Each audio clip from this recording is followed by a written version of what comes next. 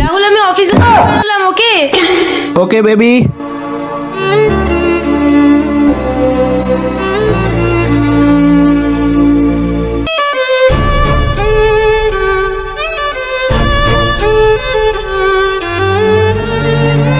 Hello Ishita. Ishita Payel অফিসে চলে গেছে, এখন শুধু তুমি আর আমি, তাও আবার একসাথে। একসাথে চলে এসো তাড়াতাড়ি।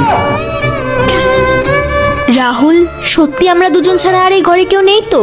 পায়েল সত্যি অফিস চলে গেছে তো? আরে বাবা, এই ঘরে তুমি আর আমি ছাড়া কেউ নেই। আর পায়েল তো কখন চলে গেছে অফিসে।